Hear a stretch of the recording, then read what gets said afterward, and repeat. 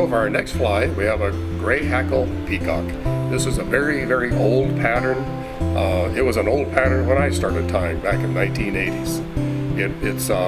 It doesn't represent any particular thing. It's really a terrific attractor fly. It's meant to be fished underwater, so it's called a wet fly. So it has some interesting materials. It's got just some red hackle fibers for the tail. For the body, has peacock herl. What peacock herl is, it comes off of a peacock. You probably recognize that. And you can see all this fuzzy stuff here. That's called herl. And we're going to use that's a very, very good material for fly tying. And then the very front is we have Grizzly hackle. So Grizzly is kind of a gray and white mixed hackle. Very important for fly tying. This is going to be on a size 10 fly. So we're going to take our hook and we can show you again how to mount it. So you can still see the barb. The hook is nice and level. It's ready to go. Take our thread, and this fly asks for black thread, and here we go. Start at the front, you go over the top, down, and then cross over it, like that, lift it up, and then we'll start wrapping it back.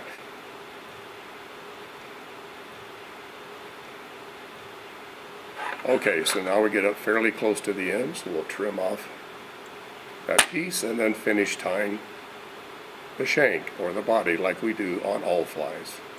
There we are. When you hang it down, you can see it's right at the barb. Okay, so we're going to come back just a little bit.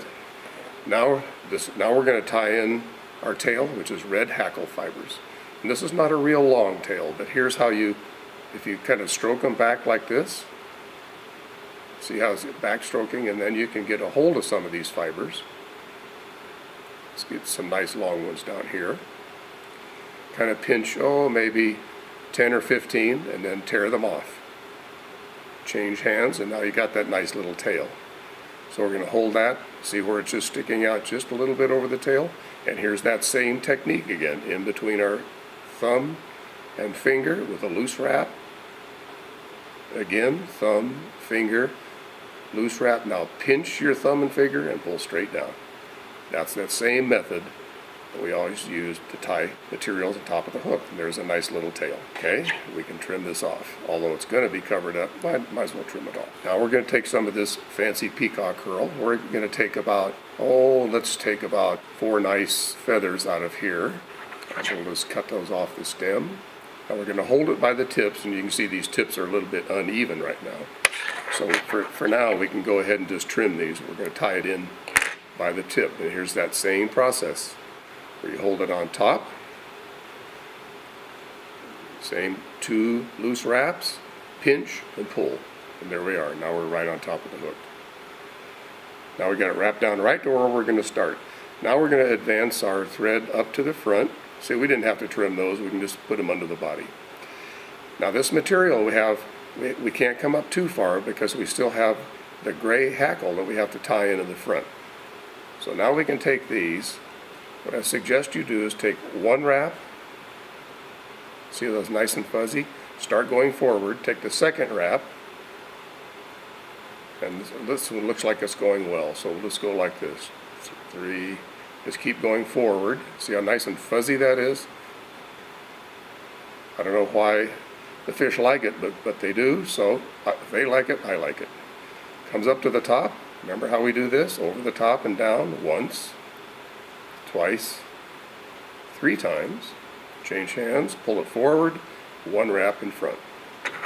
Take your scissors and then trim it off nice and short. Okay, now we're going to take our nice Grizzly. Now you can see the nice color in it, that gray and that white color. It's a very, very nice feather, very realistic looking. And we're going to strip some of this back. So we're going to go back, leaving yourself about 1 inch or so. We don't need any more of this, so we're going to trim this off. Now what we want to do is that you hold it firmly in your left hand, and then pinching and pulling, you can expose the barb. See that little barb of the feather.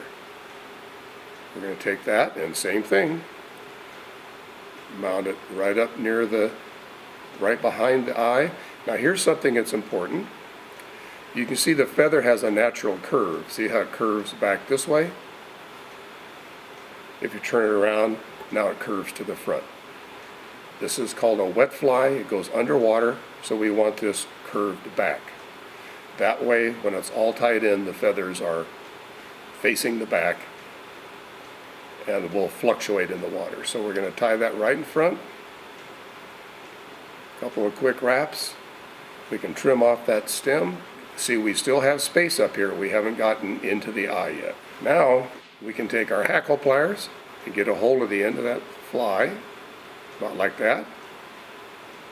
Now with your finger in your hackle pliers, now we're going to make 4 wraps. 1, 2, and you keep going forward to the eye. 3, and 4. And do you know what to do here? You have it straight up. Thread goes over the top and down. 1, 2, 3 times. Now you can take your hackle pliers off. Pull everything forward. Go one more time right in front. Give it a couple more. Now we can trim off that hackle. Be careful you don't, always when you're trimming this, be careful you don't trim off your thread. You're going to do it sometimes, everybody has. Take your fingers like I showed you, make a little hoop.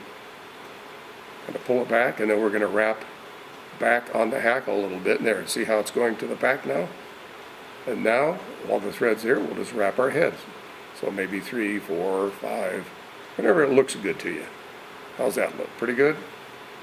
Then we're going to take our, either your ballpoint pen or your Bodkin, and go 1, 2, 3, 4 whip finishes. And then we trim that off. If you want to put head cement on it, now's the time to do it. When it dries, don't forget to clean that out so you're not frustrated when you get out there fishing. And there you have it, a gray Hackle Peacock, a very good old pattern.